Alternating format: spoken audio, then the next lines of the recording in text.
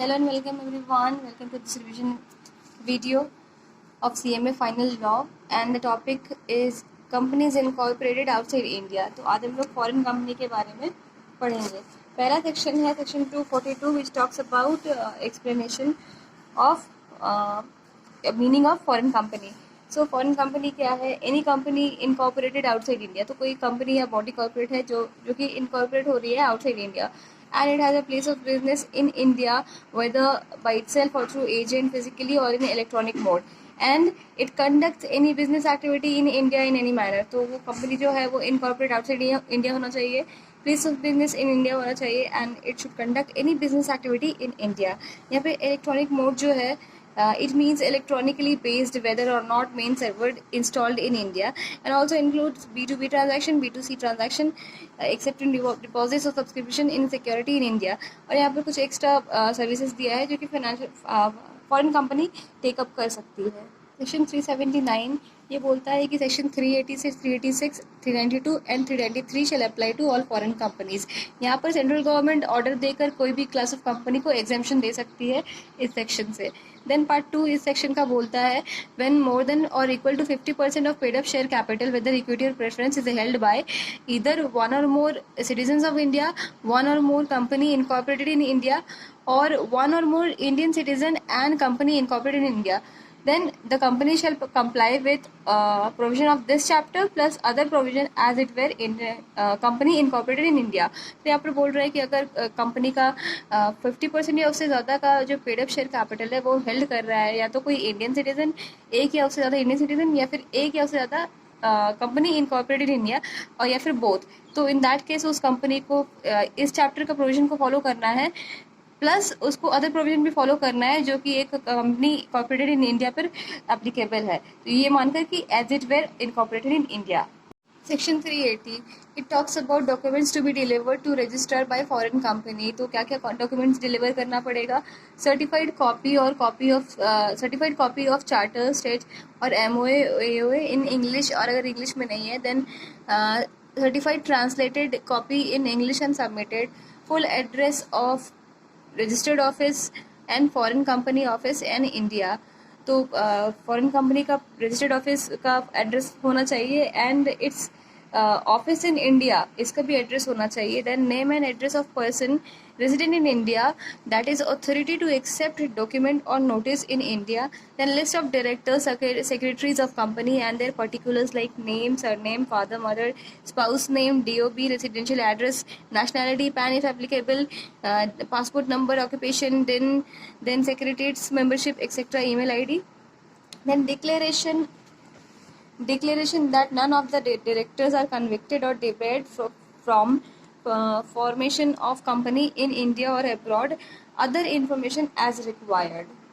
These information must be delivered to ROC within 30 days of establishment of business in India in form FC1, and this ROC should have jurisdiction in New Delhi, and also any alteration in the documents should be submitted to ROC in form FC2 along with prescribed fees. तो यहाँ पर जो documents है वो within 30 days of establishment ROC को deposit करवाना पड़ेगा, मतलब डिलीवर करवाना पड़ेगा to the ROC in form FC1. और अगर कोई डॉक्यूमेंट्स में ऑल्टरेशन हो रहा है तो वो भी ROC को बताना पड़ेगा विद इन 30 डेज, और उसका फॉर्म रहेगा form FC2 along with fees. Then if foreign company ceases to have POB in India, notice to ROC. तो अगर उसका अब कोई प्लेस ऑफ बिजनेस नहीं है इंडिया में देन उसको ROC को नोटिस भेजना पड़ेगा. And from this date obligation of company to deliver any document to ROC shall cease. तो आफ्टर दिस नोटिस उसके बाद उसका कोई ऑब्लिगेशन नहीं रहेगा to deliver any document to ROC if no other place of business in India is there.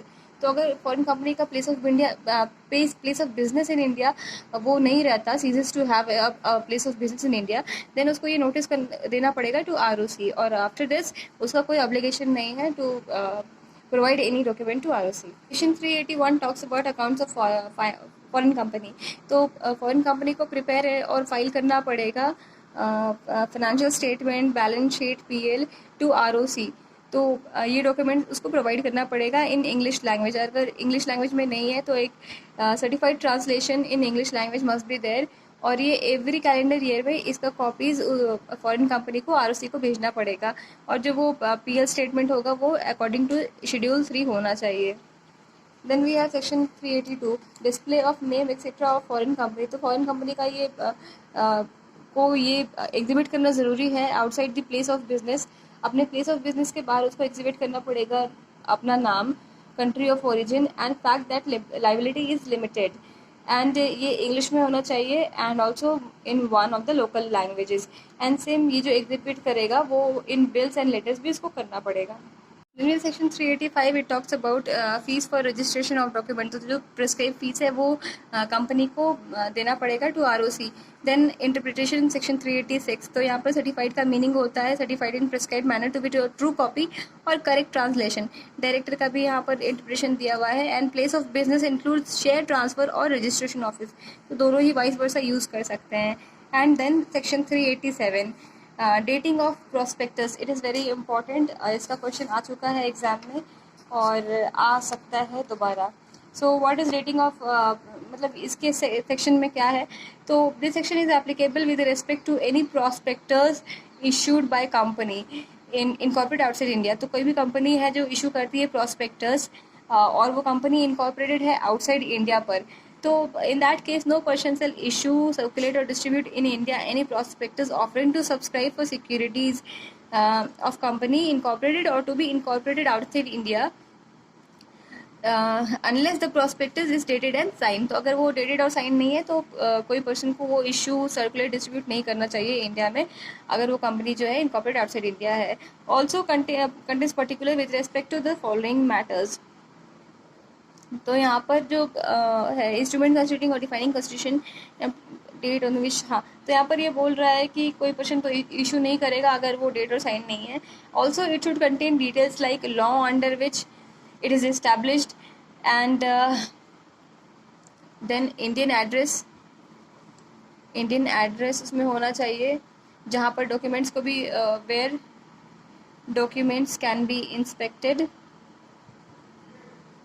and it should have date and country of origin, जहाँ उसका origin हुआ है वहाँ पर, and address of principal office in India भी बताना चाहिए। तो prospectus में ये चार चीज़ होना चाहिए: law under which it is incorporated, Indian address where document can be inspected, and date and country of incorporation, and address of principal office in India। 388 talks about provision as to experts consent and allotment। तो कोई भी person circulate, issue या फिर distribute नहीं कर सकता prospectus को if the expert has not given his consent, written consent, or if the expert has withdrawn his consent before registration of prospectus, or the prospectus does not contain a statement that expert has given his consent and has not withdrawn it। तो ये हमारा इस section का provision है। Then next section is section 389। Section 389 talks about registration of prospectus। Section 389 registration of prospectus, तो यहाँ पर foreign company को डिलीवर करना चाहिए certified copy of prospectus to the ROC, states on the face of it that it has been delivered, और उसमें expert का consent होना चाहिए अंडर सेक्शन 388 जो अभी हम लोगों ने पढ़ा है। And copy of prospectus shall be certified by chairperson of company and 2 other directors, and also the following document shall be annex to the prospectus. ये डॉक्यूमेंट्स क्या क्या है: consent to the issue of prospectus required by any person or expert, copy of underwriting agreement, copy of power of attorney, copy or any contracts and in the ordinary course of business, and copy of contracts for appointment of MD manager in case of this।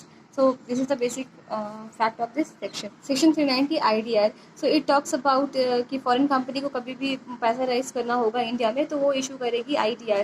तो IDR क्या होता है? Instruments है which are in the form of receipt created by domestic depository in India, और authorise करती है उसको foreign company या company incorporated outside India. Revise again section 387 जहाँ पे रेटिंग ऑफ प्रोस्पेक्टस का बात हो रहा था, तो वहाँ पर क्या क्या ज़रूरी था वो प्रोस्पेक्टस में होना चाहिए: law of the country in which it is established, address of India जहाँ पर डॉक्यूमेंट्स को इंस्पेक्ट कर सकते हैं, date of incorporation and country of incorporation.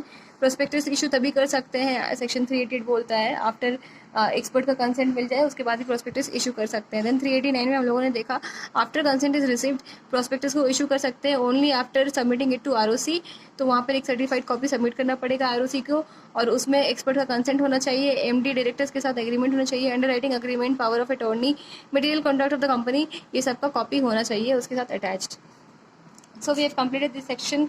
और छोटे मोटे सेक्शन यहाँ पर जो बचा कुचा है वो है पनिशमेंट फॉर कंट्रवेंशन, फेलियर, अगर कंपनी फेल करती है to comply with this section. Section 393, this is again an important section कि अगर कंपनी फेल करती है to comply with this with the provision of this chapter, तो उस केस में क्या होगा, क्या उसका कोई वैलिडिटी ऑफ कॉन्ट्रैक्ट वॉइड माना जाएगा? नहीं, कॉन्ट्रैक्ट का वैलिडिटी रहेगा, लेकिन कंपनी कॉन्ट्रैक्ट का वैलिडिटी भी रहेगा और कंपनी को कोई सू भी कर सकता है, कोई उसके अगेंस्ट केस भी कर सकता है, लेकिन कंपनी उसके अगेंस्ट कोई केस नहीं कर सकती और ना ही कंपनी क्लेम कर सकती है कोई सेट ऑफ, अपने लॉसेस का कोई सेट ऑफ नहीं कर सकती और कोई लीगल प्रोसीडिंग भी नहीं कर सकती, काउंटर क्लेम नहीं कर सकती अगर वो कंप्लाई नहीं करती है कोई भी प्रोविजन इस एक्ट के अंदर में। Thank you for watching the video. पसंद आए तो लाइक, सब्सक्राइब और शेयर करें। Thank you.